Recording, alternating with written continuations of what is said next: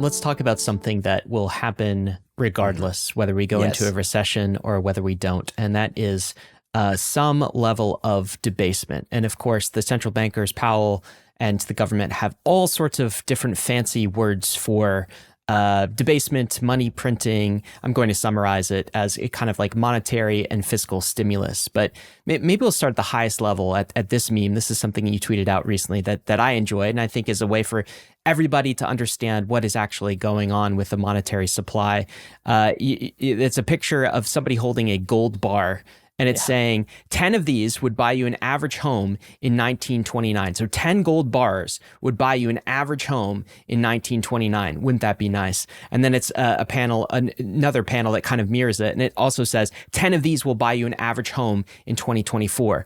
10 gold bars, whether it's in 1929 or 2024, would buy you an average home in the United States of America. Man, that is not true if you held the equivalent in dollars, is it? I mean, what we're talking about, like maybe $10,000 in 1929 for an average home versus, I don't know, $450,000 now. I'm not sure what the median home is at this point in time. Can you tell us why this effect is taking place, and what do we need to understand about our fiat monetary system? Well, you can print dollars, you can't print gold. It's as simple as that, really.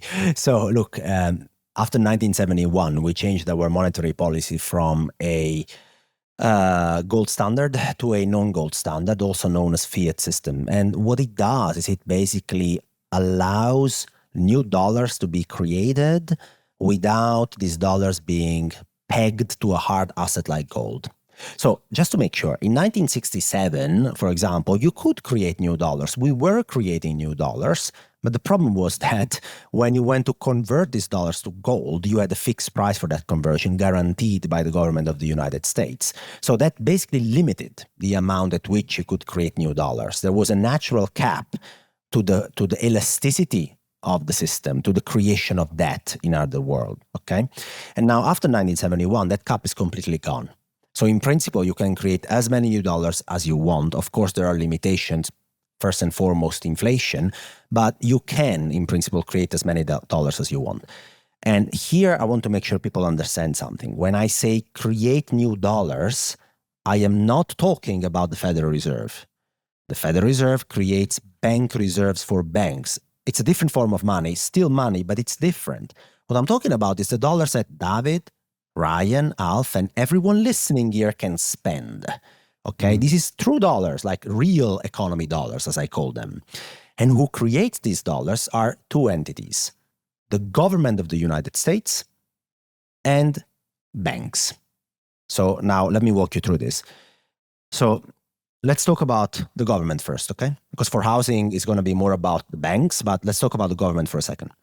The government creates new spendable dollars. And every time and how do they do this? Via deficits.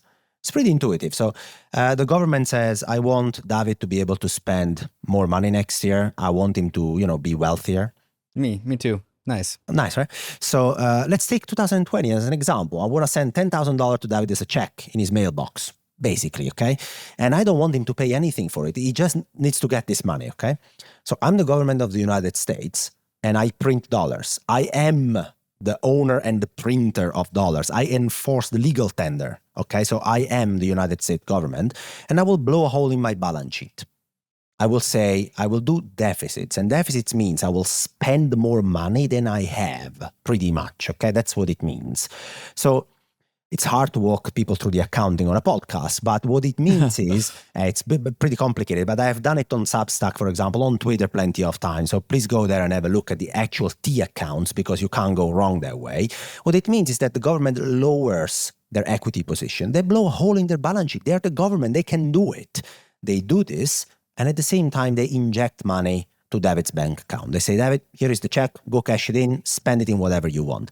Now, David can be very inflationary there. He can go and he can buy a bunch of stuff, and true stuff that goes into the inflation basket, right? And so the government has the power of creating new dollars, new spendable dollars. What's the limit there? Well, it's inflation. If the government creates too many dollars at the same time, well, like they did in 2021, for example, then tada, surprise, in 2022, there are too many dollars going on in the system, and we cannot create enough services and goods too fast to absorb these dollars. It's impossible in such a fast-paced environment. There are also supply constraints in 2022. And guess what? The release valve is prices. So too many dollars chasing a limited amount of goods and services, and you get inflation. Okay? So the government of the United States has been making deficits for, I don't know, on a back-to-back basis on average for the last 25, 30 years, pretty much. So we are creating new dollars through government deficits every year, year in, year out. Are we like $1 trillion deficit this year? Something around those lines. Yeah, and if you look at the CBO, the Congressional Budget Office forecast, don't worry, Ryan, it's going to be $1 trillion plus every year for the next decade. So just relax. That's what's the new what's pace, pace, what's just $1 trillion in deficit? You know, like we Between can make that back, right, guys? No, but it's the fun part is not about making it back. It's about the government willing to inject continuously money into the economy, regardless of the state of the economy. They don't care whether it's weakening, it's accelerating. It's $1 trillion a year to you guys, okay? Well, you know, by the way, this is the base case, and this is going to happen no matter what. I don't know if you got an opportunity to watch the presidential debate, but something that was interesting that a number of people pointed out is there was no discussion of the deficit. There was no discussion of the government debt at all. Neither candidate could tell the other that they had a plan for this. It wasn't even on the menu, Alf. So that just like tells us where we're going with this, which is no matter who gets elected, we're going in the direction of more deficits. So guys, I mean, this is very positive in general for crypto, for any asset class that is denominated in that denominator. The denominator is the dollar. And you will blow up $1 trillion per year more into the economy of that denominator. So guess what? You're diluting the denominator. Any asset that is denominated in dollars, the more dollars you throw in the economy, the better it is for the asset. Stocks, crypto, anything, you name it. Okay? So that's good. House prices, by the way, which is also something you were referring to before, Ryan, and that's why we're talking about this. You are creating new dollars every year on a continuous basis. That has to increase asset prices and housing prices too. But the most important thing for house prices is the other lever through which we create new dollars, spendable real economy dollars. It's credit, lending, basically injecting new debt and credit into the system. And banks are, well, the main engine by which we do that, right? I mean, we get loans from banks, basically mortgages and loans, right? And so if you think about it, so what the bank does is it looks at your potential to generate cash flows over the next 30 years. Like, do you have a job? Do you have a company? Let's look at your ability to generate cash flows over the next 30 years. Let's take that. And now let's credit your bank account with a bunch of money that you don't have. So that's your mortgage, right? You get basically credited the amount to go and buy an asset, which is a house, without having the money in the first place. And so what the bank is doing there is they're creating new money. They're giving you all this purchasing power all in one go. And then you can go and buy the house. And the seller of the house finds himself with a bunch of money on his bank account. That's fantastic, right? And now, if you continue doing this process, and also the trick is you do this at lower and lower interest rates. So you get a loan, and it's a mortgage, and it's $300,000, and you buy the house at 8% mortgage rates. The next guy after you can get a mortgage at 7%. The next guy after can get it at 6%. The next guy after at 5%. What happens is that all of a sudden, even if salaries aren't going up, as soon as interest rates are lowering, basically you get more mortgage capability, right? Because your salary is $4,000. If you get a mortgage of $500,000, but you get it at interest rates that are 3%, well, you can afford much more than an interest rate of 8%. So lowering interest rates and continuous creation of credit by banks has made it so that you can afford, between brackets, buying houses that are more and more and more expensive. So basically, we are creating this wealth effect, right? Where people feel wealthier because interest rates have moved down, and therefore they can afford more leverage, and they're chasing houses. They're buying houses with this additional leverage. So we're creating new dollars. We're lowering interest rates. Well, guess what? House prices are going up, and they are not going to stop if we continue with this model. We are feeding inequality. We're basically making sure that assets that are denominated in dollars keep going up in price, because we're injecting new dollars into the economy via deficit and via credit creation, so mortgages and loans year after year after year. So when you measure your house price in dollars, you see the price going up. Now try to measure it in a denominator that cannot be printed, gold.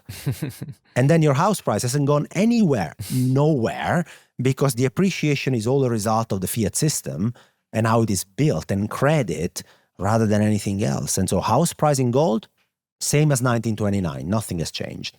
It's all about the denominator, isn't it? So when people, I think in the months and years to come, hear all of these terms from government officials and central bankers, like quantitative easing or fiscal deficits or the bank term funding program, people might remember that from, I guess a year and a half ago, the BTFP or TGA drains and refills and that sort of thing. These are all terms for either money creation or money destruction. And most of the time, it's going in the direction of money creation. What is kind of your base case? Because, by the way, I will include a link in the show notes for Bankless listeners. MacroAlpha has put together this fantastic chart on all of these terms. And they're just different ways to print money, and kind of the money flows in different areas, whether it's on the bank reserves or if it impacts the real economy, if it might impact risk assets and risk appetite, or if it's potentially inflationary. He kind of maps these in a fantastic chart that we'll include in the show notes as a resource here. What's kind of your base case? Do you think that we get continued fiscal spending and fiscal deficits, and also a monetary expansion on the Fed balance sheet and just like money printing in general over the next 1 to 4 years? Fiscal deficits, as we discussed, is more like a feature. Used to be a bug, used to be a thing that politicians went through when the economy was weakening. And now it's like, it's 1 trillion a year anyway. We don't care who's the new president. What is the economic cycle? So for people looking at that table, anything that says fiscal, I would look into it, because I mapped it out for what does it mean for liquidity. So bank reserves, what does it mean for inflation? What does it mean for economic growth? What does it mean for markets? What does it mean for stocks and crypto, etc.? So there's a different mapping that is being done there. I would say fiscal is my strongest conviction call here, because look, you hear them talking, or actually not talking about it, as if doing $1 trillion per year is nothing, which really makes you think about how the tide has changed there completely. And it's something investors should realize, because it's a very strong force of creation of new dollars supporting the economy, but also risking inflation volatility and also supporting assets that are denominated in dollars.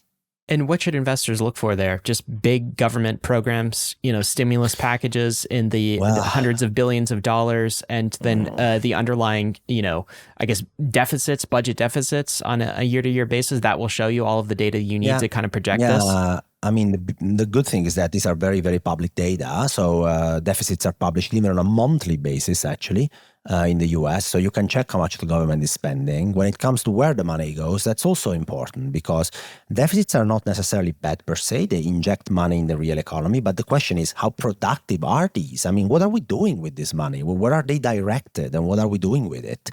And so there is something that I think people should realize. By 2028, the next elections, the majority of voters in the United States won't be boomers anymore, or Gen X, for example. It will be actually millennials and Gen Z. They will represent the majority. They will be the majority of voters. And so you are now widening this wealth gap massively, by applying this fiat system and stretching it to the max. There was a chart released yesterday, very, very interesting, that shows that the percentage of 30-year-olds in the US that are living with their partner and they have a family and they're owning a house is dropping further and further and further. So you're basically widening this wealth gap. You're making the rich richer. And, well, guess what? The new electorate is not part of the rich cohort. They're part of the struggling cohort. And so I think they will demand different policies and redistribution policies, which I think are quite interesting. And I hope that happens, frankly, because I don't think this system is very sustainable the way we've built it. We're probably stretching it very thin. So what are your favorite debasement assets then? If that's kind of the, like money printing moving forward, is it gold continues to be, and then what else?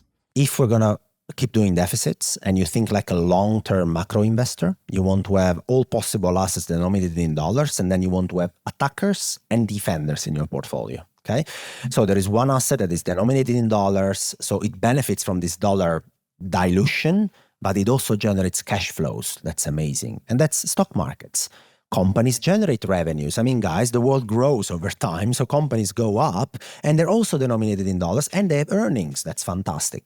The problem there is buying at the right valuations, because if you buy something and you pay 40 times earnings for it, I can assure that it doesn't matter they make earnings, you pay too much for them, okay? So stocks, I think, and put them in a responsible way in your portfolio. Buy good companies and buy them at good valuations. I think you're going to be fine over the next 10 to 20 years.